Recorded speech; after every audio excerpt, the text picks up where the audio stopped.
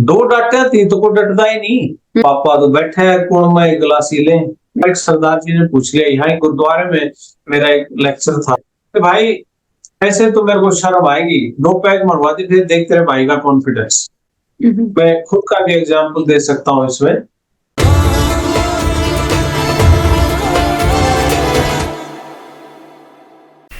जय हिंद, मैं रेनू देसी विदेशी ग्लोबल चैनल से आप सभी का स्वागत है चैनल पर। आज एक बहुत ही इम्पोर्टेंट टॉपिक डिस्कस करेंगे, नशा क्या होता है और इसकी शुरुआत क्यों करते हैं लोग, और इसके शरीर पर क्या साइड इफ़ेक्ट हैं, परिवार पर क्या साइड इफ़ेक्ट हैं, और इसको छोड़ने के क्या तरीके हैं, बिना दवाइयों के कैसे छोड़ सकते हैं इसको। मेन टॉपिक अपना आज ये रहेगा। डॉक्टर साहब से पूछेंगे कि बिना दवाइयों के नशा कैसे छोड़ा जा सकता है, तो वीडियो के लास्ट तक बने रहें। विषय लोगों की डिमांड के ऊपर, स्पेशल डिमांड पे हुआ है। और ये जरूरत है हर घर की आज के दिन। तो हम बात कर रहे हैं नशे की। कि नशा किस कदर धीरे धीरे हमारे नसों में जहर का काम कर, इसके लिए हम सुनना चाहते हैं। आज बात जरा गहरी है, गहरी है ये नशे की, और जिसने बहुत घर तबाह करती है, नौजवान पीढ़ी को तबाह कर दिया। ये दादा तक में चलती धरती, यह अपने बड़े पहलवानों की धरती है, वीर योद्धा हुए हैं, पहलवानों की धरती रही है, भाई बहुत बड़े कवि महाकवियों की धरती रही है। मतलब धर्म क्षेत्र रहा है हमारा। हरियाणा तो कौरवों की धरती है। देखिए, मैं इसको, ये बहुत बड़ा विषय आपने लिया आज, और मैं आपका बिल्कुल तहे दिल से धन्यवाद करता हूँ इस बात के लिए कि आज का जो विषय है बहुत सेंसिटिव है। और खास तौर पे नशों को लेके तो मेरी बहुत ही ज्यादा मैं सेंसिटिव हूँ इस चीज को लेके। और कई सालों से 2001 से लेके अब तक ऑलमोस्ट 15,000 जो नशे से में लिप्त जो लोग थे, उनसे मैं उनके साथ काम कर चुका हूँ, उनका इलाज कर चुके हैं। तो ये एक ऐसा विषय है कि आप ये समझो, नशा सिर्फ शराब का ही नहीं, नशा कई चीजों का है। शराब का है, किसी को अमीरी का है, किसी को किसी और है। नशा, शराब तो सिर्फ एक चीज है जो बहुत पुरानी हिस्ट्री है शराब की। लेकिन इसके साथ आजकल का जो माहौल है, उसमें जो सिंथेटिक ड्रग्स का मामला चला हुआ है, स्मैक का, हेरोइन का, गांजा, हशीश, ये जो बाकी जो चीजें हैं, भांग वगैरह है, बाकी दूसरा जिसको ये आजकल मेडिसिनल ड्रग्स कहते हैं कि भाई ये तो बड़ी खुशी देने वाली चीजें हैं, चिल करने के लिए बोलते हैं। नौजवान पीढ़ी इसको किस तरीके से देखती है, इसकी अंडरस्टैंडिंग क्या है। तो देखिए, दो चीजें हैं, मैं आपको बताऊं, और आप मेरी बात से सहमत होंगे और आपके देखने वाले सभी श्रोता भी सहमत होंगे। वो नशे में है, शराब का नशा है या किसी और चीज का। आपको भी पता है, और ये हिस्ट्री है कि भाई नशे में लिप्त लोग, बहुत प्रॉब्लम सोसाइटी में है इस चीज को लेके। कितने घर तबाह हुए हैं, फाइनेंशियली भी, सोशली भी, और फैमिली के हिसाब से भी। तलाक की बात हो या लड़ाई झगड़े की बात हो, शराब के नशे में पता नहीं क्या क्या हो जाता है घरों के अंदर। मार पिटाई होती है, डोमेस्टिक वायलेंस है, अपनी वाइफ पे हाथ उठा दिया, वाइफ घर से भागी, कुछ भी होता है। इतनी बड़ी बड़ी ऐसी चीजें हैं, और ये सेंसिटिव चीजें हैं, क्योंकि ये तो सिर्फ हम केमिकल नशे की बात कर रहे थे या अल्कोहल की बात कर रहे थे। सिगरेट, तंबाकू, बीड़ी भी है, उसके अलावा और बहुत सी चीजें हैं। स्मोकिंग बहुत बड़ी चीज है, स्मोकिंग के साथ बहुत सी चीजें आती हैं, बहुत तरह के केमिकल्स होते हैं तंबाकू के अंदर, तो उससे जो नुकसान होता है, जो कैंसर बॉडी में जाते हैं, वो बहुत बड़ी चीज है। स्मोकिंग, क्योंकि हमारे यहाँ मेहमान नवाजी स्मोकिंग से ही होती है, हुक्का बरला भाई। तो ये जो कि समाज का एक कल्चर का एक हिस्सा है और सोशली एक्सेप्टेबल भी है। लेकिन धीरे धीरे समाज बदल रहा है, सिस्टम बदल रहा है। पहले हुक्का हर घर में होता था, आजकल हुक्का नहीं है, लेकिन उन्होंने सिगरेट ने जगह ले ली। अब समाज में चर्चाएं चलती है, कल्चर में बात होती है कि हुक्के से, बीड़ी से तो, सिगरेट से तो हुक्का बढ़िया। हाँ, ये सही कह रहे हो, ये बहुत बड़ा क्वेश्चन है कि हुक्के से नुकसान नहीं होता, बहुत लोगों का मानना है ये। लेकिन इस चीज को कैसे आप डिनाई करोगे, इस फैक्ट को कैसे डिनाई करोगे कि भैया हुक्का जो है उसके अंदर वो निकोटीन है। अब निकोटीन जो केमिकल है वो तो भाई वो सब्सटेंस है, उसके अंदर जो चीजें हैं वो तो वही है, वो बीड़ी से है, सिगरेट से है, हुक्के से है, या जर्दे से है। जर्दा लगाते हैं कुछ लोग, वो अंदर रखते हैं जीभ के नीचे या होठ के नीचे रखते हैं या साइडों में लगाते हैं। इतनी तरह के गंदे कैंसर हैं जो निकोटीन की वजह से होते हैं, तंबाकू की वजह से होते हैं, हर तरह के। रिसर्च WHO कहता है कि तंबाकू में केमिकल जो निकोटीन के अंदर, इसमें तंबाकू में 400 तरह के केमिकल्स पाए जाते हैं। 400 तरह के केमिकल्स, आप सोच के हैरान हो गए, तो पता नहीं क्या क्या है वो चीजें हम उसके सिगरेट, बीड़ी, सिगरेट, तंबाकू के जरिए हम ले रहे हैं किसी भी रूप में। कितने कैंसर होते हैं इससे। लेकिन आई डोंट नो इस पे क्या कहें कि हमारी कल्चर का एक ऐसा हिस्सा है जिसकी इतनी सोशली एक्सेप्टेंस है, उसको बुरा नहीं मानता कोई भी। लेकिन अब गांव में भी आप देख रहे हो, पीने के पानी में भी आजकल ड्रिंकिंग वाटर जो है, हमारा ग्राउंड लेवल पे जो ड्रिंकिंग वाटर है वो भी सेफ नहीं है, उसमें भी केमिकल आ गए, क्योंकि खेतों में फर्टिलाइजर्स यूज हो रहा है, केमिकल यूज हो रहे हैं, स्प्रे वगैरह करते हैं, दवाइयां छिड़कते हैं, उसमें केमिकल। पीने के पानी में केमिकल, सब्जियों में केमिकल, टीके लगते हैं सब्जियों के, और स्प्रे की चीजें, अनाज में केमिकल। सब चीजों में केमिकल, पीने के पानी में केमिकल, ऊपर से सिगरेट, बीड़ी, तंबाकू हम खाते हैं उसमें केमिकल। अगर कोई भी व्यक्ति ना बीड़ी, सिगरेट, तंबाकू लेता है, हुक्का पीता है, ना शराब पीता है, ना कोई और केमिकल नशा कोई करता है, कोई ड्रग्स किसी तरह की नहीं लेता है, कोई भी चीज ना ले, तब भी जो बाय डिफॉल्ट सब्जी के रूप में, खाने के रूप में, फल फ्रूट्स के रूप में जो हम रूटीन में खाते हैं, पानी पीते हैं, उसके बावजूद भी कुछ केमिकल्स हमारे अंदर वैसे ही जा रहे हैं। आजकल माहौल इस तरह का है। बाहर मिठाइयों में मिलावट, रोज खबरें सुनते हैं। बाहर दूसरी आपके पोल्यूशन इतना ज्यादा है। ये सारे केमिकल हवा के रास्ते, पानी के रास्ते, खाने के जरिए, मिठाइयों के जरिए, किसी न किसी चीज के जरिए हमारी बॉडी में प्रवेश कर रहे हैं। उससे हटके एक और धक्के से हम प्योर केमिकल जो ले रहे हैं बॉडी के अंदर, जो सब्सटेंस हम ले रहे हैं, वो तंबाकू, बीड़ी, सिगरेट के जरिए, जर्दे के जरिए, या शराब वगैरह है उसके जरिए, बॉडी के साथ क्या हो रहा होगा सोच के देखिए। कुछ भी ना खाएं हम, भारी कोई नशा ना करें, उसके बावजूद भी बचना इतना मुश्किल हो रहा है आज के दिन। इतने कैंसर क्रिएटिंग सब्सटेंस हम ना चाहते हुए भी खा रहे हैं हर रोज। प्लास्टिक की चीजें हैं, उनमें बर्तनों में खाना खा रहे हैं, बाहर से खरीद के खाते हैं, बहुत सी चीजें हैं। तो ऊपर से हमारा लाइफस्टाइल ऐसा हो गया है, ऊपर से तो ये जंक खाया जा रहा है, दूसरी तरफ से आप सब्सटेंस खा रहे हो, तीसरा फिर हमारा लाइफस्टाइल ऐसा हो गया है कि फिजिकल एक्सरसाइज घट गई है। खेतों में भी आजकल, गांव में भी मैंने देखा है कि ठेके पे जमीन दे दी और आप खाली बैठ गए। एक्सरसाइज उतनी नहीं रही, मशीनी युग आ गया, मशीनों से खेतियां होने लगी हैं, तो आदमी का उतना हार्डवर्क नहीं रहा जितना पहले था। रनिंग, एक्सरसाइज, रेसलिंग, ये कबड्डी, पहले जैसे ये ग्रामीण खेल होते थे, अब ये घट गए हैं पहले से। शरीर की जो मेहनत है वो कम हो गई है, मशीनों ने उसका रूप ले लिया है, उसकी जगह ले ली है। उधर से केमिकल्स की बॉडी में एंट्री होनी शुरू हुई है, ये सारे कॉम्बिनेशन अगर करके देखते हैं तो गांव में आप खुद अंदाजा लगाना, या जो मेरी बात सुन रहे हो शायद मेरी बात से सहमत हो, मेरा ख्याल कोई परिवार ऐसा बचा नहीं है जिसके या तो खुद के घर में या रिश्तेदारी में या पड़ोस में कोई कैंसर से पीड़ित व्यक्ति ना हो।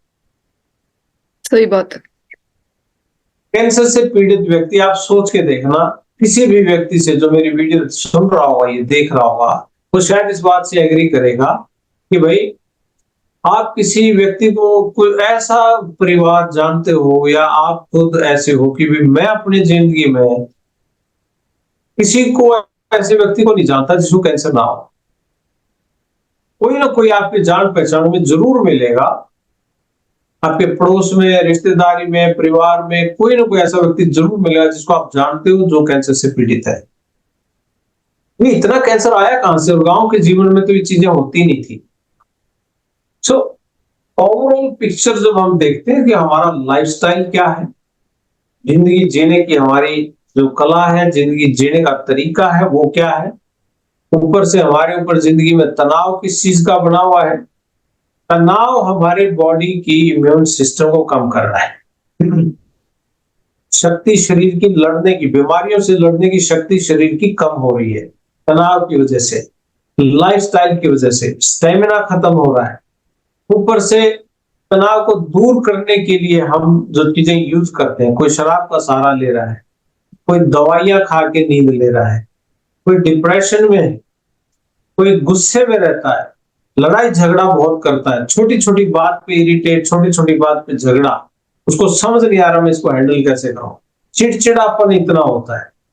उधर से खाने में मिलाओ, दवाइयां, ऊपर से केमिकल, इवन दूध में भी ऐसी चीजें आती हैं, सिंथेटिक दूध आता है, ऐसी चीजें आती है कि आदमी सोच के परेशान होता है कि आज बचा किस चीज से जाए और कैसे बचा जाए। एक एग्जांपल देता हूं आपको, इंडिया में जाके आदमी सोचता है सेफ पानी पी ले, बाहर में बिस्लेरी की बोतल ले लेते, तो मैं एक पेटी बिस्लेरी की पी गया, पीने के बाद मेरे को समझ में आई ये तो बिस्लेरी है ही नहीं।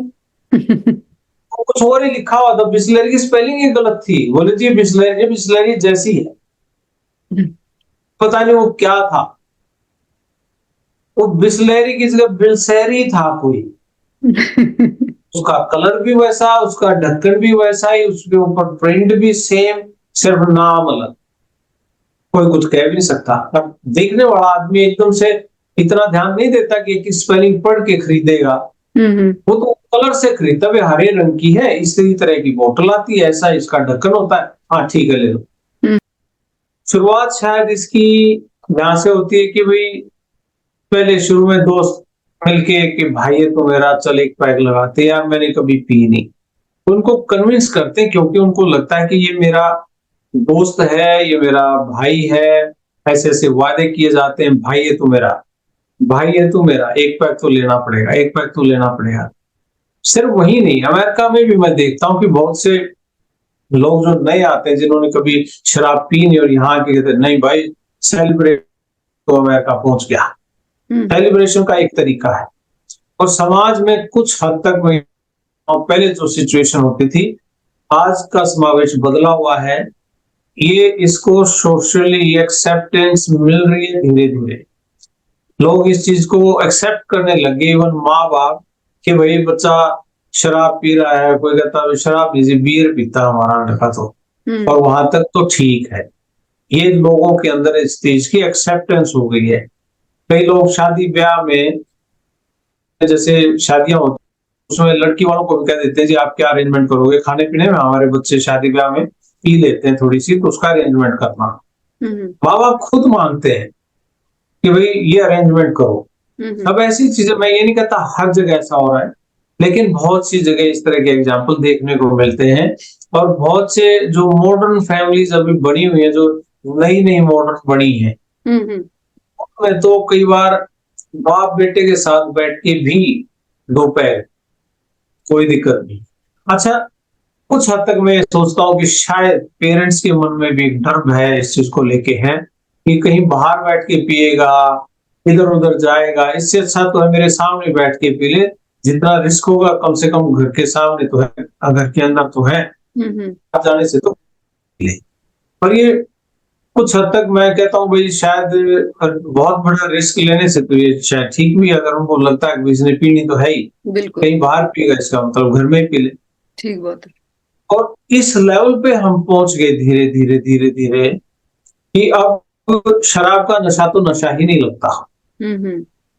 और कुछ इंस्टांसेस में तो मैंने ये भी देखा, सुनते हैं कि कहते हैं शराब ये कोई नशा है तो लड़कियों का नशा है, लड़कियां पीती हैं तो तू बड़ा नशा कर, कोई इंजेक्शन लगा, कोई स्मैक ले, कोई कोई और बड़ा, कोई ओपियम का अफीम का नशा कर, हीरोइन का नशा कर। ये इतने बड़े बड़े, और पता भी नहीं होता है लोगों को कि अगर इस गंदगी के अंदर चले गए तो कब चले गए, क्योंकि माहौल इस तरह है। हाँ जी। कोई गरीबी में इसमें लिप्त होता है कि शुरू शुरू में बच्चों को स्कूल में, कॉलेज के बच्चों को फ्री में भी दिया जाता है, बिल्कुल। फ्री में दिया जाता है कि यूज करने के लिए, ताकि इसको आदत पड़ जाए।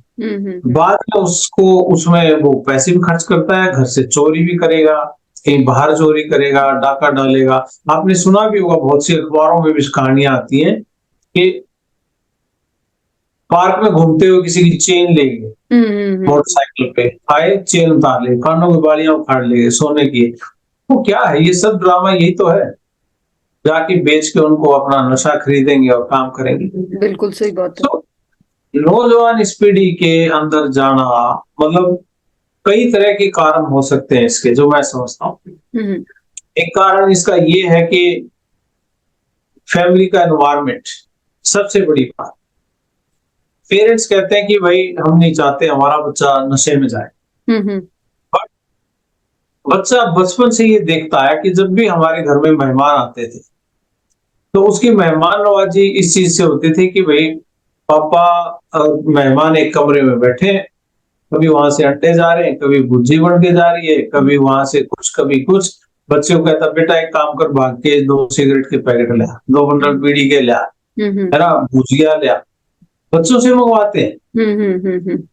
अब बच्चा समझता है कि घर में मेहमान आए हैं, अच्छे पकवान बने हैं, और एक कमरे में जाके कहीं सेलिब्रेशन हाँ चल रहा है, घर में परेशानी चाहे कुछ भी हो, लेकिन मेहमान आए तो इस तरह का माहौल है। तो बच्चा, माँ बाप बच्चे के सामने एक रोल मॉडल है कि वो माँ बाप हीरो का काम करते हैं कि मेरा पापा मेरा हीरो है। और पापा का एंजॉय करने का तरीका ये है कि कोई गेस्ट अगर आता है तो भाई वो एक अलग कमरे में बैठ के हंसी मजाक करेंगे, पैग मारेंगे, और इस तरीके से उनकी सेलिब्रेशन हो। पीयर प्रेशर, पीयर प्रेशर बहुत बड़ी चीज है कि अगर एक बच्चा ले रहा है तो उसके ग्रुप में शामिल होने के लिए, आपको उसके ग्रुप का हिस्सा बनने के लिए उसका वही काम करना पड़ेगा जो उस ग्रुप के नियम है। पर ये अमेरिका जैसी कंट्रीज में तो बहुत है, ग्रुप बने हुए स्कूल में बच्चों के, और उस ग्रुप के अंदर आपको अगर जानो तो ग्रुप के जो नियम है उनको फॉलो करना पड़ेगा। इंडिया में भी ऐसे ही है। पीयर प्रेशर, पीयर प्रेशर एक, easy availability number 2, family environment number 3। सो इसको रिवर्स कर सकते हो, घर में जहां पे अवेलेबिलिटी नहीं है तो बाहर पीयर प्रेशर और इन सभी नशों का जल्दी से उपलब्ध होना एक बहुत बड़ी समस्या है। सरकारें चाहे किसी की भी हो, कुछ लेवल पे ये फेल है इस सिस्टम को लेके। नहीं तो आप, हम पहले कहते थे पंजाब में नशे बहुत है, पंजाब में नशे बहुत, ठीक तो हरियाणा में भी आ रही है, बिल्कुल छोटे छोटे बच्चे नशे में पड़े हुए हैं। बिल्कुल 13 साल के बालक नशा में है, और किसी ब्याह शादी में आप देख लो और देख लो, और क्राइम बढ़ रहा है, इस चीज से क्राइम भी बढ़ता है। बिल्कुल रेप की घटनाएं बढ़ रही है, चोरी चकारी बढ़ रही है। तो ये इस लेवल पे पहुंची कैसे बात? क्या हमारा एजुकेशन सिस्टम फेल हुआ है कि बच्चे पढ़ना छोड़ गए, या हमारी परवरिश में कोई कमी आई है, या हमारा समाजीकरण जो था वो उसमें कोई दिक्कत परेशानी आई है, कि या माँ बाप के पास इतना समय नहीं रहा कि वो उनकी परवरिश ढंग से करें, या क्या सोशल प्रेशर इतना पहले नहीं था, क्या इतना यार दोस्तों का प्रेशर पहले नहीं था, क्या पढ़ाई का प्रेशर इतना पहले नहीं था। सो कुछ ना कुछ, ये देखिए बड़ा चिंता का गंभीर विषय है, इसके ऊपर बिल्कुल चिंतन करना चाहिए। और मैं कहता हूँ सामाजिक संस्थाओं, आप पंचायतों को, ग्राम लेवल पे पंचायतों को, और स्कूल में, हर गांव में आज स्कूल है, स्कूल के टीचर्स, प्रिंसिपल्स, और गांव की पंचायतें, पंचायत मेंबर्स, रिटायर्ड टीचर्स, और कोई आर्मी के ऑफिसर्स रिटायर्ड हैं अपने अपने गांव में, फौजी भाई, और समाज सेवक, सामाजिक संस्थाएं, कोई भगत सिंह क्लब, कोई दूसरे जो क्लब बने हुए, सुभाष चंद्र बोस क्लब, इस तरह के जो क्लब बने हुए हैं हमारे गांव में, स्पोर्ट्स क्लब बने हुए हैं, इन सभी संस्थाओं को एकजुट होकर हाथ मिलाना पड़ेगा कि इस समस्या का समाधान कैसे हो। तो उसके घर में शराब पी के कोई व्यक्ति अपनी वाइफ को पीट रहा है, उसकी आवाज आपको 10वें घर में भी सुन रही है, और बीच के 10 घर आराम से सो रहे हैं कि यार आवाज तेज कर लो, टीवी इनका तो रोज, कोई इंटरप्शन नहीं है, कोई इंटरफेयर करने वाला नहीं है, कोई बचाने वाला भी नहीं है, और शिकायत लगा दे तो हो सकता है अगले जाना पड़े, घर छोड़ के जाना पड़े, इतना प्रेशर भी होता है। बिल्कुल, बात सिंपल इतनी है कि भाई मैं पीऊं तो कोई बात नहीं, लेकिन मेरा बच्चा नहीं पीना चाहिए। मैं नशा करूं कोई बात नहीं, मैं मेरी वाइफ को पीटूं कोई बात नहीं, कल को मेरी बेटी को कोई ना पीटे, वो अत्याचार है। मैं मेरी वाइफ को पीटूं कोई दिक्कत नहीं, मेरी बेटी को कल को कोई पीटे तो अत्याचार है। डबल मानसिकता है ये। मैं पीऊं कोई दिक्कत नहीं, मेरा बेटा ना हाथ लगाए। बेटा हाथ कैसे नहीं लगाएगा? आपने पहले ही अप्रूवल दे दी है अपने बेटे को, अपने बच्चे को, इवन अपनी लड़की को, आपने ये अप्रूवल दे दी है कि भाई शराब एक अच्छी चीज होती, क्योंकि आप उसके हीरो हो। हीरो ने ये दिखाया एंजॉय कैसे करते हैं, एंटरटेनमेंट कैसे करते हैं, मेहमानबाजी किसको कहते हैं। ये सवाल मेरे से एक बार एक सरदार जी ने पूछ लिया, यहाँ गुरुद्वारे में मेरा एक लेक्चर था कैलिफोर्निया में, तो वहां पे कहते जी क्या करें इन बच्चों का, ये मानते नहीं। मैंने कहा जी आपके घर में कौन पीता है? आप पीते हो? कहते जी हाँ, कदे कदे कोई प्रोना आ जाए तो ले लेने हैं, कोई गेस्ट आ जाए तो ले लेते हैं। मैंने कहा ऐसे लेते हो आप? बस अपने अलग बैठ के हम ले। तो ये बच्चा छोटा सा था, तब से देख रहा आप ऐसे अलग से कमरे में बैठ के कोई शराब पी रहे हो।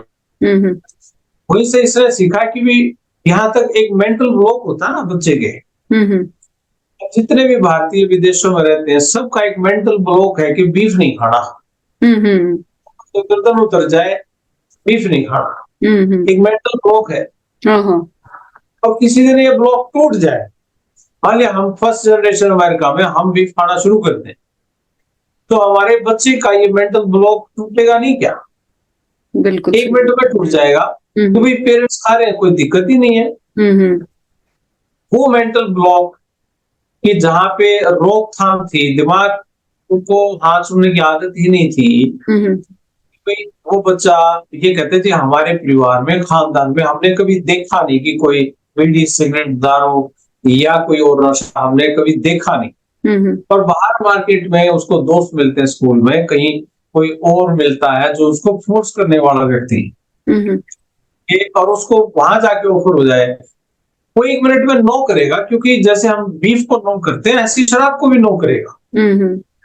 लेकिन उसकी अंदर से एक्सेप्टेंस इस बात की है कि इट इज ओके टू से यस टू फ्यू ड्रिंक्स। एक दो टाइम में तो कोई दिक्कत नहीं, पापा भी कहते हैं, कहते नहीं है पापा, बच्चे को नहीं कहते, लेकिन वो बालक बिना बताए समझ गया कि भाई पापा भी तो पियो, इसी माड़ी चीज होती, पापा क्यों पियो? बिल्कुल माड़ी चीज होती, ताऊ क्यों पियो, दादा क्यों पियो? और ब्याह में तो सारे पियो, इसका मतलब तो अच्छी चीज होगी। कोई बच्चे के अंदर इतनी नॉलेज, इतना दिमाग नहीं होता है कि उसको ये समझ ले कि ये मैच्योर है, 50 साल के हो गए, 60 साल के हो गए, ये शायद इसमें बड़ा मोटा कंट्रोल कर भी सके हैं। लेकिन बालक है तने इसका अच्छाई बुराई का नहीं मेरा। नशे के प्रभाव क्या क्या है भैया? जैसे कि नशे के इस पे शरीर पे क्या प्रभाव है, दिमाग पे क्या प्रभाव है, व्यक्ति के जीवन पर क्या प्रभाव है, इसके बारे में आप क्या कहना चाहोगे? शराब का प्रभाव तो मैं आपको बताता हूँ, ना ही अकेले शरीर पे, शरीर पे, उसकी मानसिकता पे, उसके आर्थिक व्यवस्था पे, राजनीति पे और सामाजिक ढांचे पे और ओवरऑल सोसाइटी पे, देश पे, सभी के ऊपर इसका असर है। आप समझ सकते हो कितनी गहरी है ये। एक तरफ रेवेन्यू कलेक्शन का मामला है कि सरकारें इसको बंद नहीं कर सकती, क्योंकि देश का 20% बजट इसी रेवेन्यू से आता है। सोच सकते हो आप, इतना बड़ा पैसा सिर्फ नशे बेचने से आता है, शराब की सेल से आता है। इतना बड़ा हिस्सा बजट का। सोच सकते हो कि भाई सरकारों के हाथ खड़े कि इतना बड़ा अगर ये बंद कर दें तो ये कहां से आएगा, पैसा नहीं आएगा। वो चला रहे हैं इसको, लाइसेंस दे रहे हैं, धड़ाधड़, कोई दिक्कत नहीं है। शराब एक ऐसी चीज है, मैं अकेले शराब के ऊपर ही बोल रहा हूँ आज, तो दूसरे अगर मैं चैप्टर खोलूंगा, दूसरे जो नशे है, जो ड्रग्स है, इंजेक्शन और ये सब जो स्मैक वगैरह, ये बहुत बड़ा हो जाएगा। लेकिन लेट्स टॉक अबाउट शराब। शराब की हम बात करते हैं अकेली।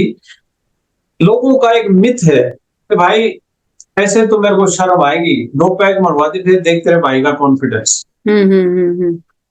कहीं जाना है, ब्याह शादी है, कुछ है, इवन डांस करना है, तो वही कॉन्फिडेंस लाने के लिए 2 घूंट मरवा। लोग कहते हैं कि मेरा कॉन्फिडेंस आएगा, लोग कहते हैं मेरी मोटिवेशन आ जाएगी। ये एक भ्रांति है, एक मिथ है। साइंस ये कहती है कि अल्कोहल अपने आप में एक नर्वस सिस्टम को डिप्रेस करती है। असल नर्वस सिस्टम डिप्रेसेंट है। शराब से दिमाग जो है, वो नर्वस सिस्टम जो है वो डिप्रेस होता है, ना कि मोटिवेट होता है और एनर्जेटिक होता है, इसकी यादें बढ़ती है नहीं। पीते रहते हो आप, पीते रहते हो, तो ये नर्वस सिस्टम को डिप्रेस करता है। डिप्रेस होता है तो ये समझ लो आप कुछ नॉर्मल कंडीशन में नहीं रहता। नॉर्मल कंडीशन में नहीं रहता तो इसकी जजमेंट लेने की शक्ति खत्म होती है, इसको बड़े फैसले ये ले नहीं पाता है, और लेगा तो इरेशनल गलत फैसले लेगा। और इसकी जब तर्क वितर्क की शक्ति खत्म होती है। और ये मैं नहीं कह रहा हूं, दुनिया की रिसर्चें हुई हैं इसके ऊपर। फैमिली एनवायरनमेंट को खराब करने में नंबर 1 हो, या दूसरी बात भी हो सकती है। अब एक चीज पे बड़ी दुविधा है यहाँ, शराब की वजह से ये प्रॉब्लम्स आ रही हैं, या प्रॉब्लम के बाद शराब शुरू। मान लिया घर का झगड़ा है, मियां तो मैं है, अब शराब पीनी उसने शुरू की थी, यार दोस्तों के साथ कोई प्रॉब्लम समस्या नहीं थी, लेकिन उसने फिर भी यारी दोस्ती में शराब शुरू की। बाद में उसकी वजह से घर में झगड़े हुए, प्रॉब्लम आई, पैसों की तंगी आई, बिजनेस का नुकसान हुआ, सब चीजें हुई। दूसरा पहलू ये है कि भाई उस आदमी को टेंशन बहुत रहती थी परिवार की, पैसे की, बिजनेस की, या रिलेशनशिप की, या घर में ठीक ठाक आपस में बनते नहीं थे तो दिन रात परेशान रहता था। बिजनेस का लॉस हो गया, नौकरी चली गई या नौकरी मिल नहीं रही, कोई भी मानसिक तनाव। और फिर किसी ने कह दिया यार फिर वो नींद नहीं आती, 1 महीना हो गया, 15 दिन हो गया, दवाई भी खा के देख ली, मजा सा नहीं आ रहा, कुछ पता नहीं लग रहा क्या है, हो गया छोड़ यार, आज तेरे को मैं बताता हूँ, इस दर्द को धुएं में उड़ाता चला जा, आजा 2 भाई बैठ के पैग मारते हैं, देख फिर झटका देख, तोड़ भुला दे सारे दुख, आजा बैठ। इनफैक्ट कोई नजदीकी करीबी आदमी की डेथ हो जाती है तो उसको भी बुलाने का यही तरीका अपनाते हैं लोग, आजा बैठ जा, चलो हम करते हैं। सो अब वो मानसिक स्थिति उसकी पहले से ही डिप्रेस थी, या उसको नींद नहीं आ रही थी कई दिनों से, दिल नहीं लग रहा था, तनाव में था, स्ट्रेस में था, उसको भुलाने के लिए आपने नशे का सहारा ले लिया। और धीरे धीरे को ये इस बात का पता भी नहीं चला बोतल आपको कब पी गई,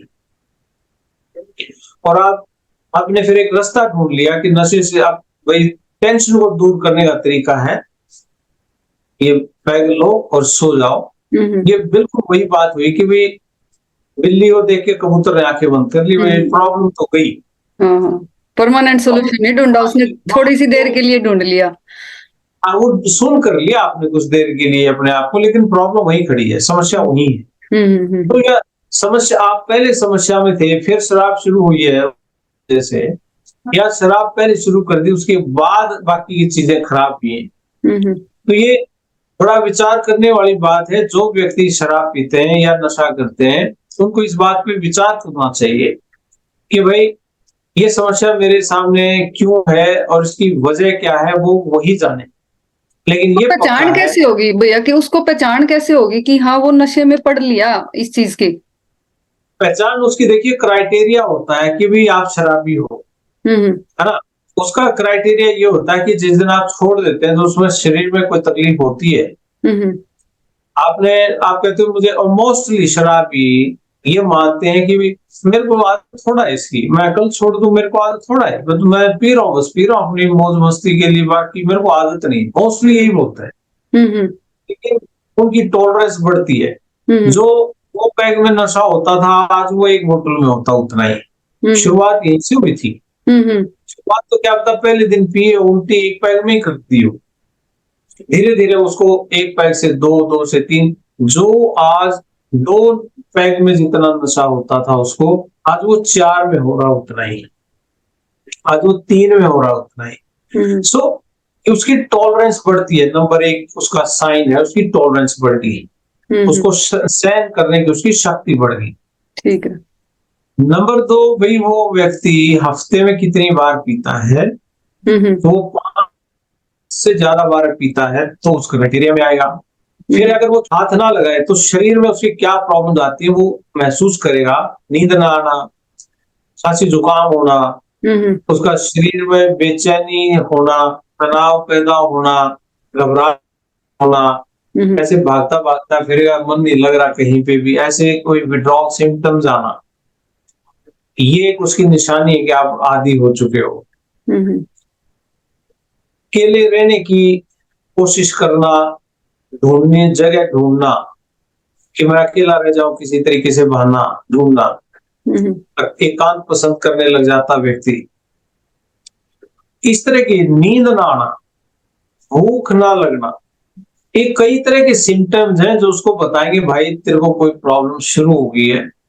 और इसका जो बॉडी के ऊपर दूसरा असर, एक तो दिमाग के ऊपर सीधा सीधा हो गया कि आपका नर्वस सिस्टम डिप्रेस हो गया, आपका दिमाग जो है वो डिप्रेशन की तरफ जा रहा है।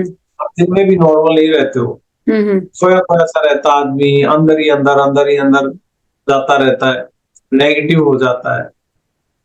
दूसरा, शरीर पे भाई लीवर खत्म होता है, लीवर पे उसका बहुत बड़ा असर होता है। बिल्कुल। आगे चल के पता भी नहीं लगता है, बॉडी की इम्यूनिटी कम हो जाती है। तो बहुत सारी चीजें हैं। अब जो बहुत से ज्ञानी ध्यानी व्यक्ति पुराने कहते हैं भाई दारू दवा भी है, लेकिन इस संदर्भ में कहना यह कि भाई वो दारू दवा तब तक ही है जब तक वो साइंटिस्ट डॉक्टर लोग कहते हैं भाई हर बॉडी का अपना हिसाब है, 20 ml तक वो एक दवाई का काम करते हैं। जैसे पुराने बुजुर्ग लेते थे, भाई रम ले ली, भाई 2 डट्टे ले लिए, भाई खांसी है, जुकाम है, कुछ है, सर्दी से बचने के लिए इस तरह का वो कर लेते थे। लेकिन 2 डट्टे 3 तो कोई डटता ही नहीं। अब तो जब तक तसल्ली नहीं कर रहे थे तो हटते नहीं है। बहुत सी जगह पे इसको ये भी मानते हैं कि भाई ये प्रसाद भी है। कई ऐसे त्योहार भी आते हैं जहाँ पे इसका चढ़ावा भी चढ़ाया जाता है। तो ये तो कल्चरली कहाँ किस चीज को एक्सेप्टेंस है, इतनी समाज ने इसको मान्यता दे दी, इस बात पे है। लेकिन आप सोचने की बात ये है कि वहां से शुरुआत होके चलते चलते धीरे धीरे धीरे धीरे समाज ने, माहौल ने हमारी काउंसलिंग कर दी कि कोई बात नहीं, अगर एक कोई बात नहीं, यहां तक। और मेंटल ब्लॉकेज की मैं बात करता हूँ कि जब दिमाग किसी चीज को हाँ करता है, आज मान लिया कि चलो एक आध बार कोई बात नहीं, घबराहट इस चीज से नहीं है कि ओकेजनली सोशल ड्रिंकर है, कि कभी कभी शादी ब्याह मौकों पे, कभी बर्थडे पार्टी होगी, कभी कोई और बात त्योहार होगा, किसी ने ले ली, चल कोई बात नहीं, कभी कभी। प्रॉब्लम इस चीज की है कि उस चीज की आपके मन में उस चीज को हाँ है। अगर आपकी हाँ है उस चीज के लिए, यू कैन से नमस्ते लाउड से नमस्ते। नमस्ते। Very good good job. अरे वाह, very good. Very good very good very good. So ये जो चीज है, अब ये बच्चा ही है, एक एग्जांपल दे रहा हूं मैं। भाई मैं मान लिया अगर इसका रोल मॉडल हूँ, मैं इसको सुबह उठते ही करता हूँ राम राम जी। ये मुझे कहता है राम राम जी। कोई आ जाए तो मैं कहता हूँ नमस्ते जी। ये मेरे को देख के फिर कहता है नमस्ते जी। अब आपको ये सामने 1 मिनट में आया, आपको देखते ही कहता है नमस्ते जी Ram Ram ji. I feel happy about it. यही धीरे धीरे अगर ये देखना शुरू करे, शाम हो गए पापा कहाँ गया, पापा तो बैठे है कोण में गिलासी ले। ठीक बात है। भाई शाम का मतलब है गिलासी। एक माइंड में सेट कर दी चीज। तो हम जैसा दिखाएंगे करते हैं। अब ये डबल रोल नहीं चल सकता। मैं कहूँ बेटा हम तो पी रहे तू ना पिए, ये नहीं हो सकता। ठीक बात, ये नहीं हो सकता। हम कहेंगे भाई हम तो चलो कोई नहीं, अब जो है सो है, लेकिन हम तो पढ़ गए थे तू ना पढ़ी। ये चीज बच्चों की समझ से बाहर है। नशा छुड़वाने के लिए दवाई देना और नशा के अंदर में छोड़ना, ये पॉइंट कहाँ तक सच है? इसके ऊपर क्या राय है आपकी? दवाइयां जो अगर तो कोई साइकेट्रिस्ट देता है, नशा मुक्ति केंद्र में भी फर्क है। नशा मुक्ति केंद्र कई तरह के हैं। अगर तो नशा मुक्ति केंद्र कोई बहुत ही कोई बड़े हॉस्पिटल का पार्ट है, जैसे पीजीआई चंडीगढ़ है, उसमें नशा मुक्ति केंद्र है, रोहतक पीजीआई है, या बड़े हॉस्पिटल्स हमारे पीजीआई या एम्स या कोई इस लेवल के जो बड़े हॉस्पिटल्स हैं, उनके अंदर जो ड्रग डी एडिक्शन सेंटर्स है वो एविडेंस बेस्ड है और वो प्रमाणित है। उनके बहुत लंबी चौड़ी रिसर्च के ऊपर आधारित है वो। उनमें साथ साथ ये नशा मुक्ति का भी काम चलता है, साथ साथ वहां पे रिसर्च भी होती है कि भी कौन सी टेक्निक इनके ऊपर काम कर रही है, कौन सी नहीं काम कर रही है। दवाइयां सभी दवाइयां सभी को ठीक नहीं करती हैं। डिपेंड करता है कि भी आप किस तरह के नशा मुक्ति केंद्र में जा रहे हो और दवाइयां कौन सी ले रहे हो। कई बार बहुत ज्यादा घातक भी हो जाती हैं दवाइयां। सो बहुत सोच समझ के और प्रिस्क्रिप्शन लेके किसी डॉक्टर की सलाह से, साइकेट्रिस्ट की सलाह से आपको ये दवाइयां लेनी चाहिए। तो ये अच्छी बात है, लेकिन दवाइयों के साथ साथ आपको थेरेपी भी जरूरी है।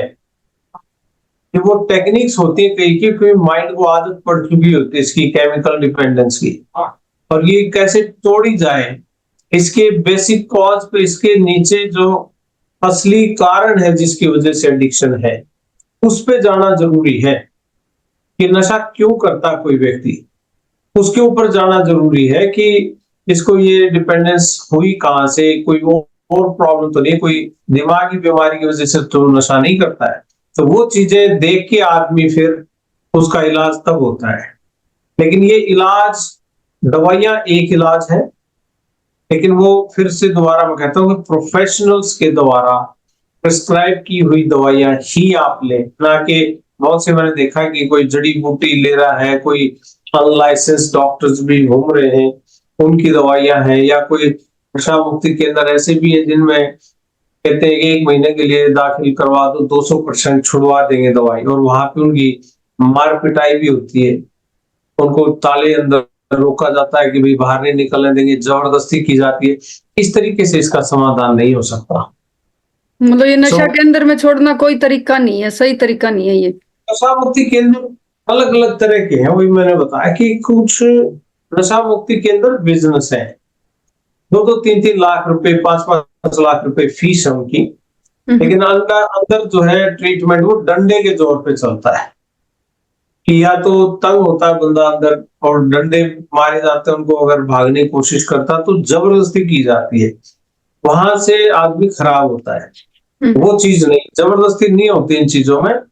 इसमें सिंपल ये है कि भाई आप किसी भी तरीके से एक माइंडफुल होके इसका इलाज करें, इसके रीजन पे जाएं, इसके कॉज पे जाएं, क्या हो सकता है उसको स्टडी करना जरूरी है। क्या परिवार का एनवायरनमेंट ठीक नहीं है उसकी वजह से कर रहा है, रिलेशनशिप के इश्यूज है उसकी वजह से है, कोई बिजनेस का लॉस है, नौकरी नहीं मिल रही है, शादी नहीं हो रही है, क्या रीजन है, क्या कोई वैसे केमिकल इम्बैलेंस है, कोई डिप्रेशन है, कोई स्ट्रेस इसका रीजन है, कुछ भी हो सकता है। कई बच्चे आजकल वैसे ही डिप्रेशन में, तनाव में रहते हैं, तो फेलियर फील करते हैं लाइफ में, या वैसे डिमोरलाइज हो जाते हैं, कुछ भी रीजन हो सकता है। रूट कॉज पे जाना जरूरी है, तब इसका इलाज संभव है। मान लिया कोई बच्चा नशे का शिकार हो गया, भांग पीने लग गया, दारू पीने लग गया, तो कहता जी मैं तो एक चीज में छोड़ सकूं, भाई जिस राह पर को मैं जाऊं उस पर कोई ठेका नहीं होना चाहिए।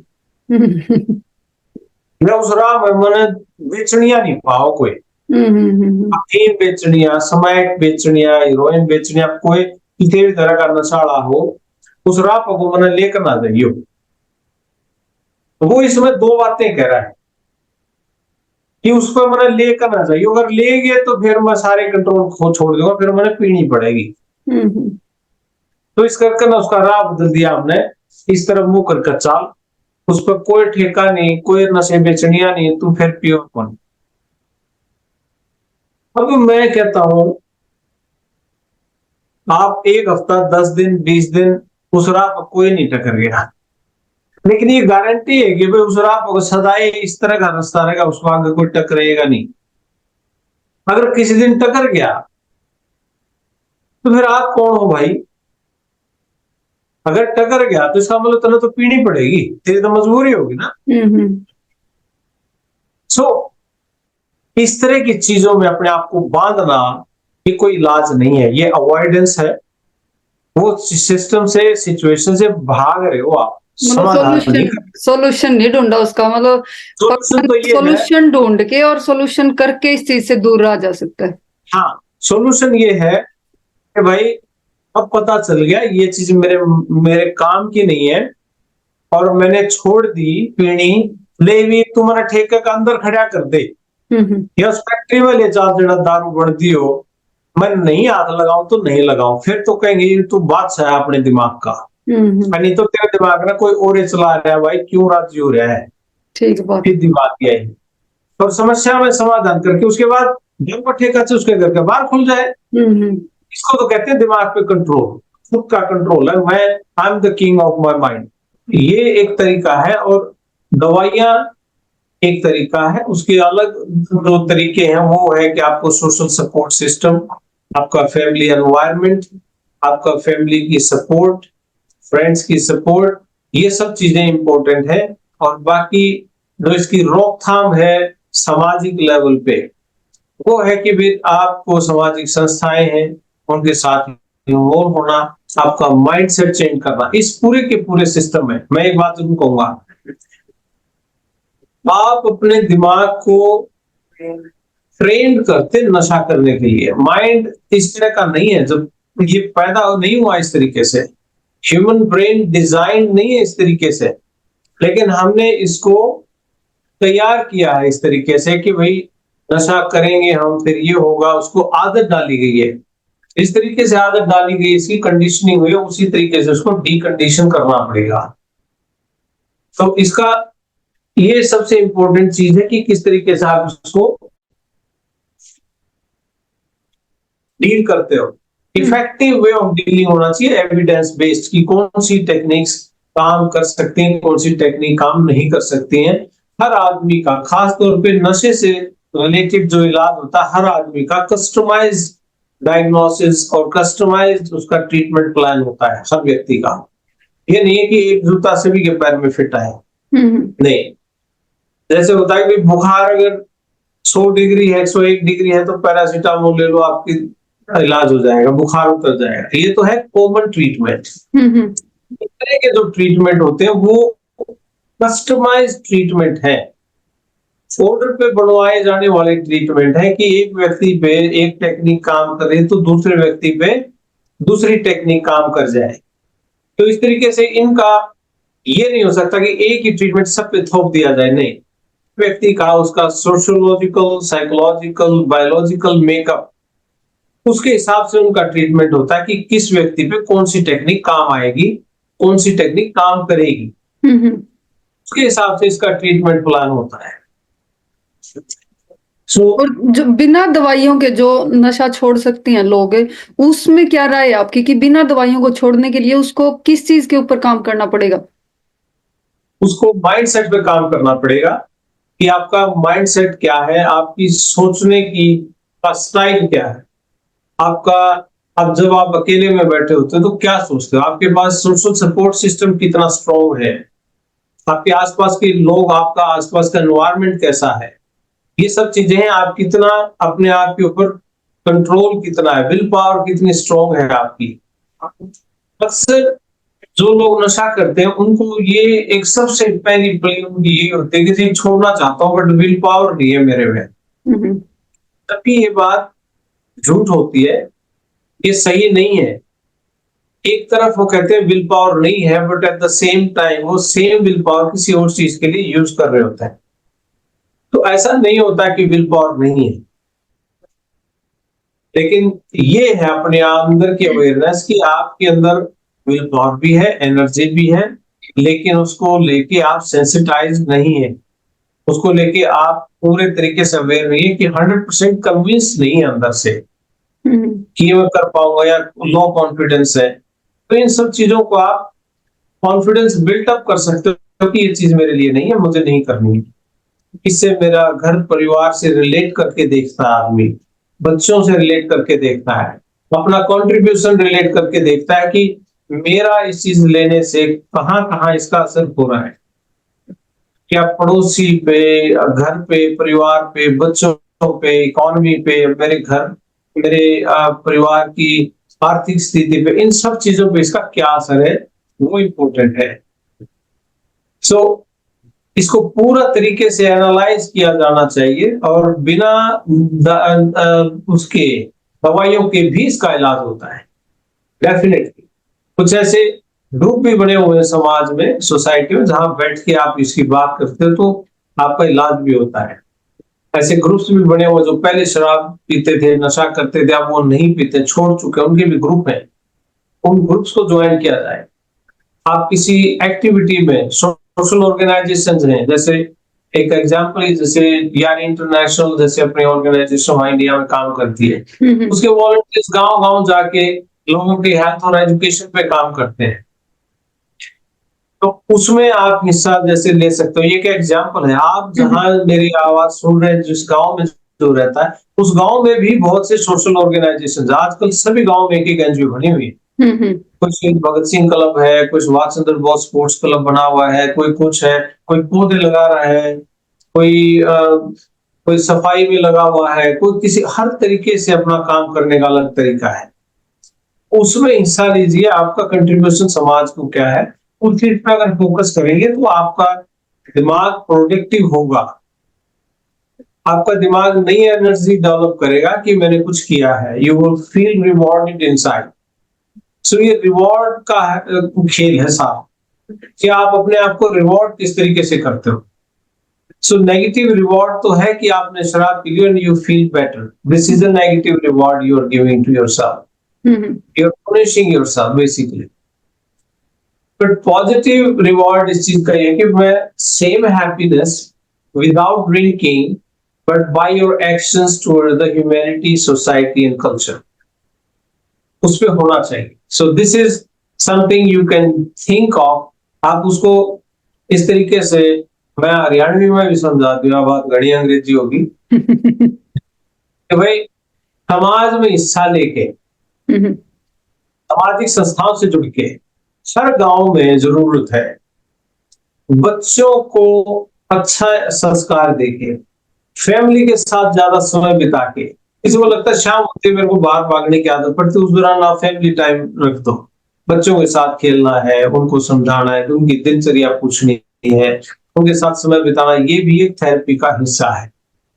आप समाज के, गांव के किसी सार्वजनिक काम में हिस्सेदारी लेते हैं, आप जिम्मेदारी लेते हैं। मैं जाके स्कूल में चेक करता हूँ कि स्कूल कैसा चल रहा है। गांव के 4-5 नौजवान या बच्चे या बुजुर्गों के साथ मिलके, रिटायर्ड लोगों के साथ मिलके आप स्कूल की जिम्मेदारी लेते हो, देखते हैं हमारे स्कूल, गांव के स्कूल के टीचर साइन पे आते हैं कि नहीं, पढ़ाई कैसी चल रही है। या स्कूल के टीचर से पूछ सकते हो कि जी आपके गांव से सपोर्ट क्या चाहिए।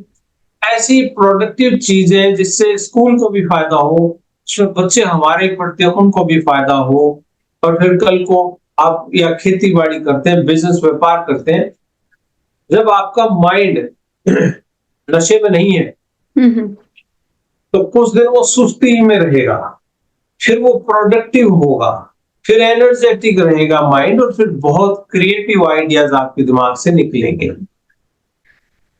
प्लान करे आदमी अपना डे, एवरी डे।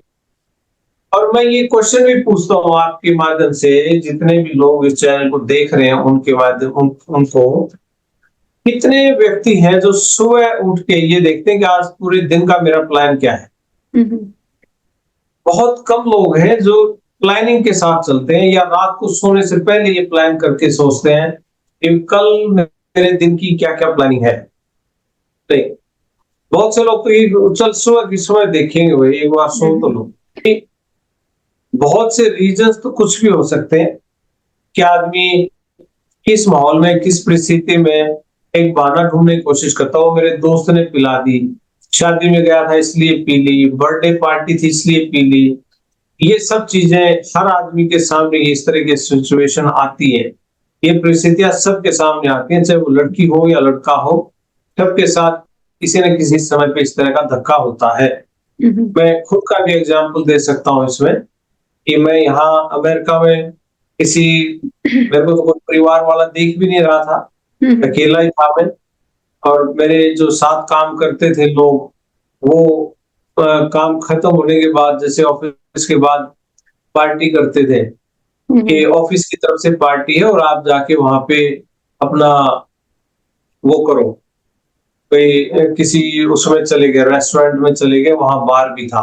वहां पे सब ने मिलके, गोरे थे वो, उन्होंने, लड़कियां भी थी, लड़के भी थे, उन्होंने जाके अपना, चलो जी दो, अपना ड्रिंक्स वगैरह ले ली, सर्व कर दिया उन्होंने भी, ये देना है मेरे को, एक एक ने ऑर्डर कर दिया अपने अपने शराब।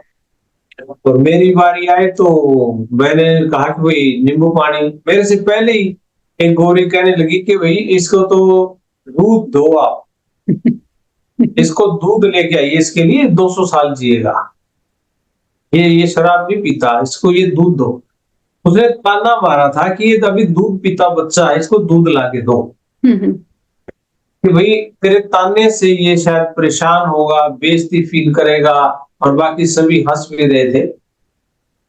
तो लेकिन मुझे ये लगा कि इन लोगों का मेरे सामने मैं कोई लेवल नहीं समझता, कि इनकी किसी कमेंट से मेरे को इतना फर्क पड़ेगा। मैं अच्छा, ऐसी कोई बात नहीं है कि मैं पी नहीं सकता, लाओ मेरे को भी दो, मैं पी के दिखाता। नहीं, इतनी मैं उनकी ऐसी कोई औकात समझ नहीं पा रहा था कि ये इस लेवल पे है कि इनकी बात को इतना सीरियसली लूं। नहीं, मेरी मर्जी नहीं है तो फिर कोई मुझे इसके लिए फोर्स नहीं कर सकता। और ऐसे मौके मेरे पास, मेरे सामने एक बार नहीं, 10 बार 20 बार आए होंगे, लेकिन कोई पीयर प्रेशर इस चीज के लिए मुझे फोर्स नहीं कर सका, और मेरे को कोई देख भी नहीं रहा था। और यहाँ गोरों के देश में थे, गोरे भी थे, गोरियां भी थी, सारे मिलके कर भी रहे थे, ये काम पी रहे थे, लेकिन हमने उसको हाथ नहीं लगाया कि बिल्कुल अगर दूध की बात है तो फिर दूध ही पियेंगे, कोई दिक्कत नहीं। तो वैसे भी हु केयर्स कि लोग क्या कहेंगे, लोगों का क्या है। आप देखिए आपके लिए चीज ठीक क्या है। आप एक तरफ से सोशल प्रेशर, सोशल इमेज का भी सवाल होता है, तो ये चीज देखने की है कि आपके लिए क्या चीज बनी है, क्या चीज नहीं बनी है। It's very important. और जो पौधा आप लगाओगे, जो नींव आप रखोगे, उसी पे डिपेंड करेगा कि कितनी स्ट्रॉन्ग नींव रखी है आपने, कि कल को इस पे इमारत बनेगी तो कितनी मजबूत होगी। आप नींव रख रहे हैं इस चीज से, आप शुरू करोगे, कल को आपके बच्चे आपको देख देख के वो क्या करेंगे क्या नहीं करेंगे, कोई नहीं जानता। तो इस करके सभी से विनती ये है कि ये नशा चाहे किसी भी चीज का हो, देख के कि कोई चीज को हम यूज कर रहे हैं, वो कब देखते देखते नशा बन जाए, उससे बचना जरूरी है। उससे पहले ही आप सतर्क रह के चलिए, होके चलिए, ताकि जीवन बैलेंस रहे, जीवन में इम्बैलेंस ना आए किसी चीज की वजह से, चाहे वो कोई भी चीज है। हर चीज की एक सीमा होती है, एक लिमिट होती है, तो उस पर ध्यान देना जरूरी है। तो ये है इसका पूरा ढांचा कि किस तरीके से आदमी को इसका इलाज करना चाहिए। मेरा सिंपल एक लास्ट मैसेज इसमें ये है, नशा सिर्फ और सिर्फ आपके दिमाग की एक नेगेटिव उपज है, नेगेटिव एनर्जी है।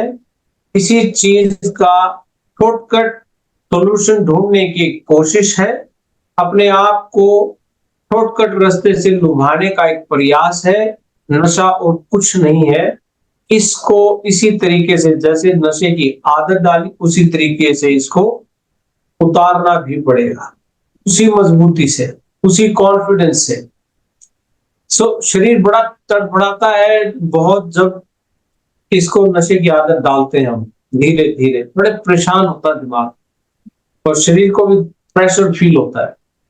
जब हम इसको छोड़ते हैं, हम सेम डायरेक्शन में छोड़ते हुए भी उतनी ही तकलीफ महसूस करता है।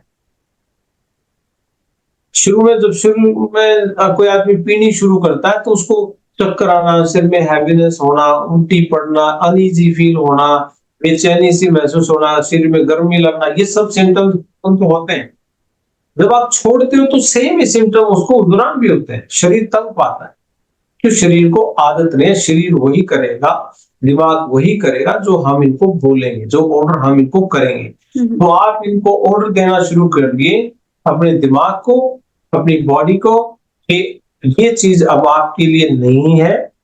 I can not tolerate this and learn to say no. No कहना सीखिए, तो इसका इलाज हो जाएगा, क्योंकि किसी और ने आदत नहीं डाली, आपने ही खुद ही इसकी आदत डाली, तो आप इसको अनलर्न भी करेंगे। ऐसा कोई भी काम नहीं है कि जो आप नहीं कर सकते हो, डेफिनेटली कर सकते हो आप। तो आज की इस वीडियो में हमने बताया कि नशा बिना दवाइयों के कैसे छूटेगा, और आज इस टॉपिक में नशा था शराब का नशा, गांजा, हुक्का, बीड़ी, सिगरेट, ये सारे नशे। आजकल एक नशा और हो रखा है, सोशल मीडिया का नशा। ये सोशल मीडिया के नशे पे अपन नेक्स्ट वीडियो में बात करेंगे। जय हिंद। जय हिंद।